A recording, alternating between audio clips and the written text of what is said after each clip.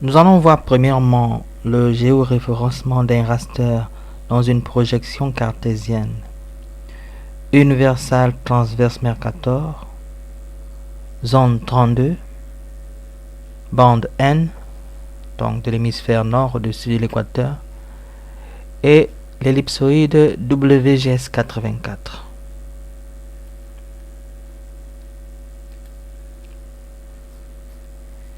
Premièrement, nous allons à raster, géoréférencé.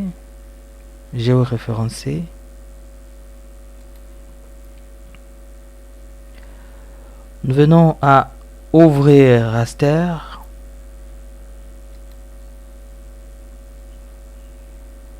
Et puis nous allons dans le dossier où se trouvent nos rasters. Donc nous cherchons le dossier QGIS carte.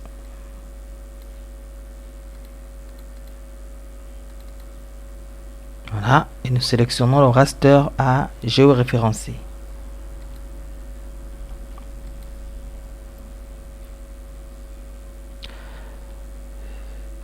Le choix du SCR, donc le choix du système de coordonnées de référence, qui est ici le choix de la projection.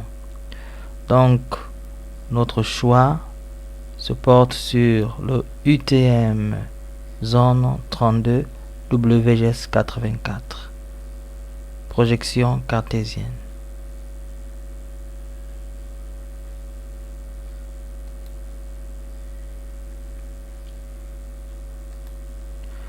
Notre carte s'ouvre. Nous venons à paramètres de transformation.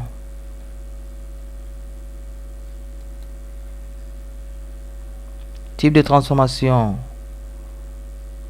polynomial 1. Méthode de rééchantillonnage plus proche voisin. SCR cible, qui est la projection recherchée. Donc nous confirmons notre projection. La voilà. Et nous validons. Paramètres de sortie. Le raster de sortie aura quel nom? Nous rentrons ici. Et par défaut, il garde le nom du raster, mais il ajoute géoréférencé et l'extension TIFF. On accepte. Puis nous venons à OK.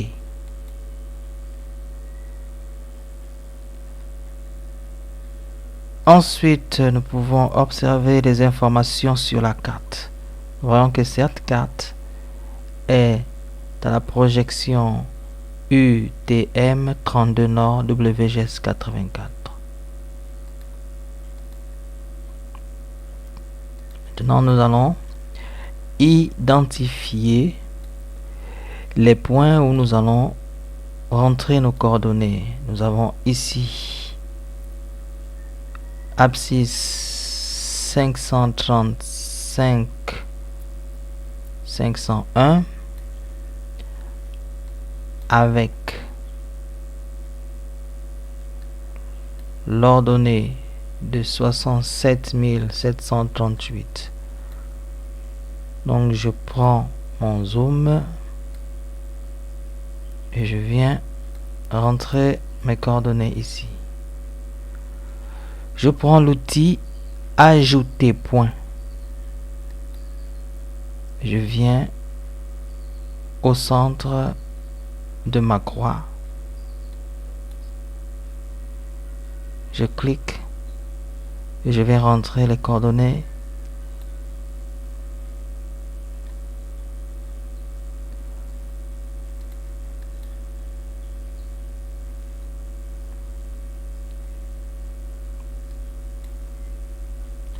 Comme abscisse X, je rentre le X ici. 535 501. Ensuite, je vais chercher le Y pour le rentrer ici.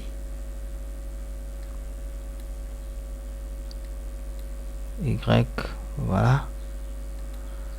Soit 67 73 8. Je viens à OK.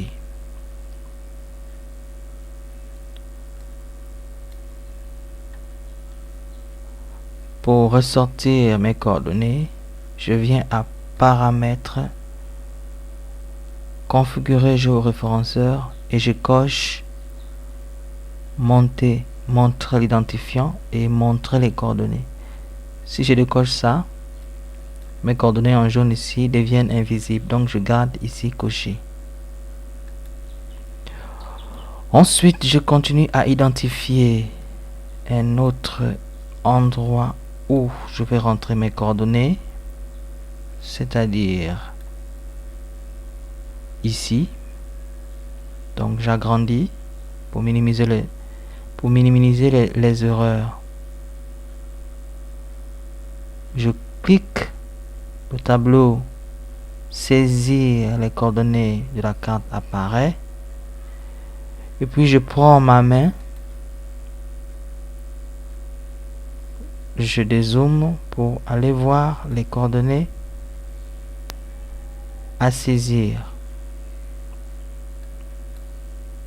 Donc j'ai en X le 539 501.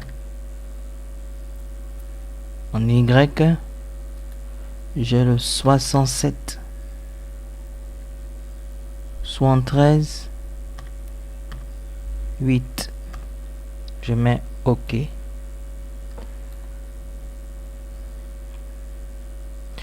Je viens chercher le quatrième point. Donc l'intersection de cette abscisse et de cette ordonnée. Donc mon point se trouve quelque part dans cette zone. Je fais un zoom et voici mon point. Je prends l'outil ajouter point. Je viens cliquer. Attendez que voilà, je prends l'outil ajouter point et je viens cliquer au centre du cloisillon de la croix. Une fois je clique, le tableau apparaît. Je prends ma main pour ne plus recliquer avec l'outil ajouter. Donc je dézoome pour identifier les coordonnées à saisir.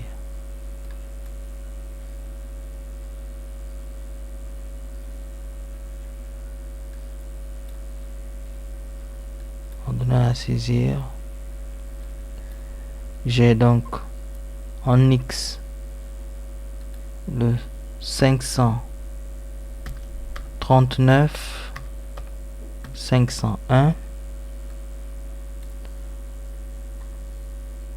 En Y j'ai le 65 73 8.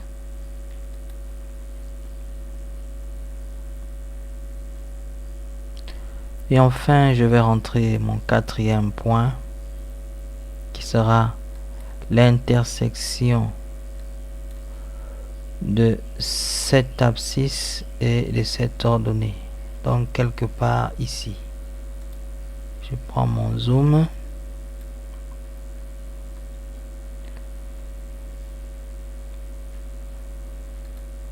Je prends mon outil. Excusez-moi. Ajouter point.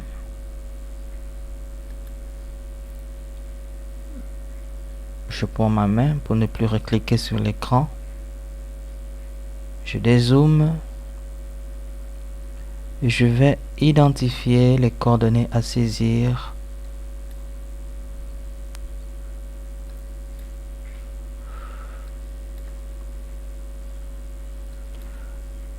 En X, j'ai le 535 501.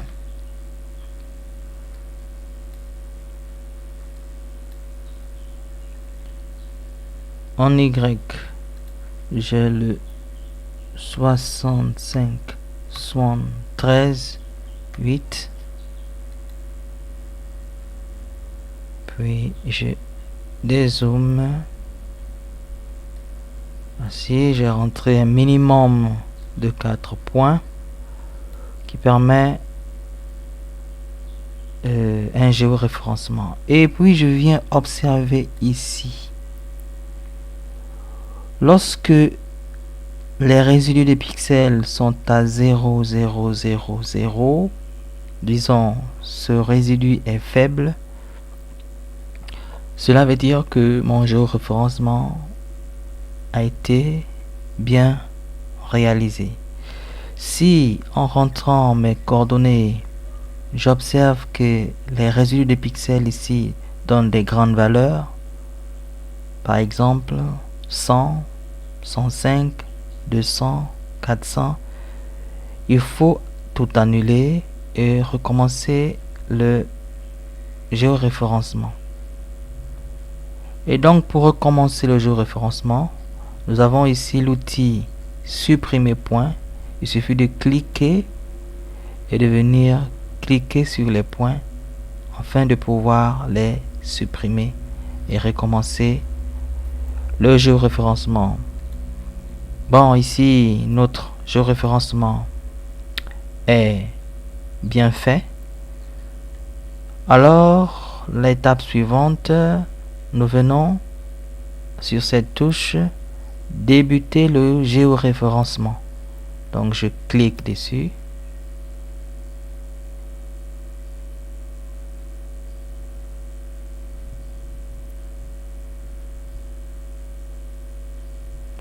Géoréférencement réussi avec succès. Une fois vous avez terminé votre géoréférencement, il vous suffit alors de fermer et d'enregistrer. Votre carte géoréférencée vient directement se positionner dans la fenêtre vue. Et nous pouvons voir défiler les coordonnées. Au bas ici, coordonnées. Ce qui indique que cette carte peut maintenant recevoir des données de terrain.